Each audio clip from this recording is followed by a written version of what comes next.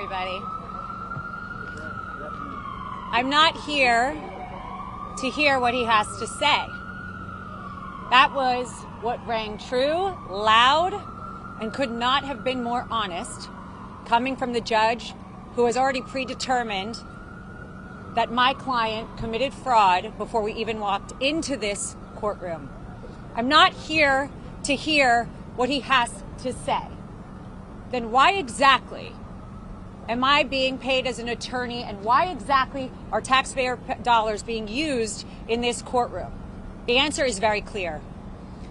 Because Miss James wants to stand right here like she did this morning and call my client a liar, call the company fraudulent, and make a name for herself. She said this morning that the numbers don't lie and they won't lie in this case. Well, Miss James, I have a message for you. The numbers didn't lie when you ran for governor, and that's why you dropped out. And the numbers don't lie when President Trump runs for office in 2024. And those numbers are loud and clear. This country is falling apart.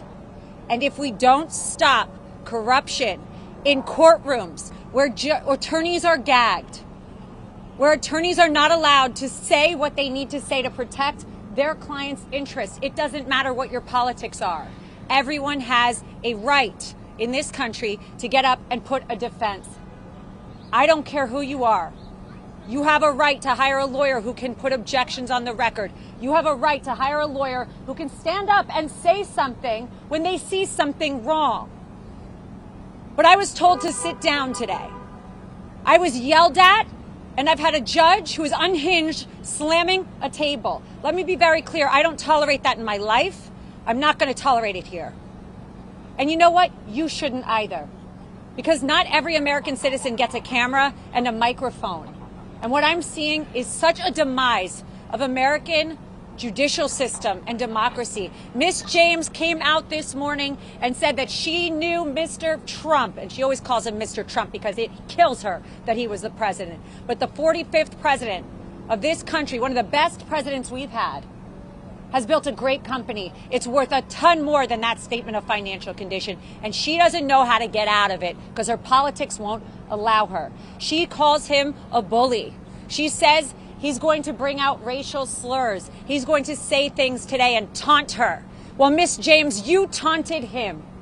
Before you came into office, before you saw one record, one statement of financial condition, you taunted him. You said his administration was too male and too pale. Those are her words. She said that she and Michael Cohen were going to be his biggest nightmare. Well, I have some news for you, Miss James. Michael Cohen folded, lied, and crumbled. Your star witness, along with all the DAs and corrupt AGs, need to be paying attention to what happens when you let us take the stand. When you let my client speak the truth, and the judge can tell me to sit down, and he can try and shorten my client's testimony, but it is loud and clear. They've got nothing. They've got nothing but their politics. She's got nothing but her Soros backing, which we discovered recently. And I am sick and tired of seeing it. Pay attention, America. Pay attention. Because when you're in court one of these days and you don't have a lawyer that has a microphone and you don't have a lawyer that can go on TV and you've got judges gagging them, what are you going to do? We need to fix this country. And we need to stop what is happening in this courtroom. President Trump is worth a lot more, and she wasn't ready for it. She doesn't understand it. And before she rushed to judgment, she should have thought about attacking somebody with over 50 years of real estate expertise who changed single-handedly the skyline of New York City. She picked the wrong person, and her politics will fail for it. Are you concerned by the judge's statement that President Trump's longer answers, that he draws negative inferences from the longer? So let's be clear about why the judge said that. The judge doesn't like when President Trump explains what actually happened because it's not good for his narrative. This is a judge who clearly has an issue. If you've seen his behavior with me, you've seen his behavior with the president today. He has a clear issue with facts that are not good for the case because he already predetermined, and I want everyone to understand, Yes, we do not have a jury. Yes, we do not have a lot of things that we should because they brought it under Section 6312.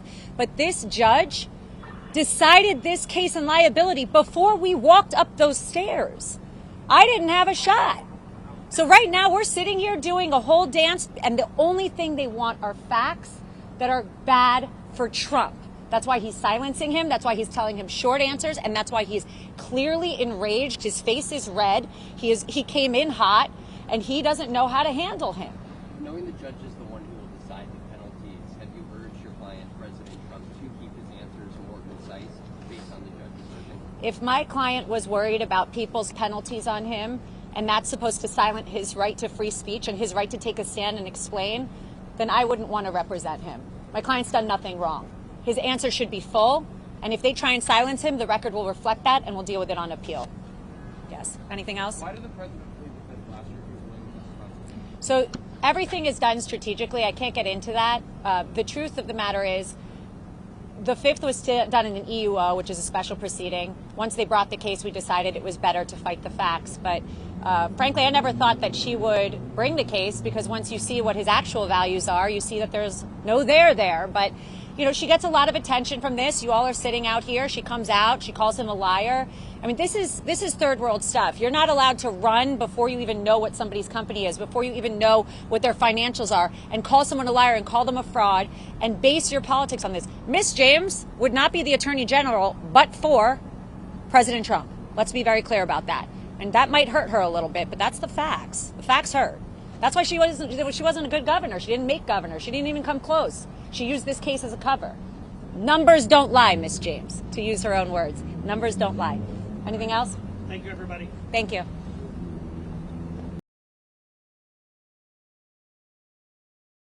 This together now. And so we've got to stand up to the federal government. We've got to stand up to bullies. We've got to stand up to an administration which is too male, too pale, and too stale.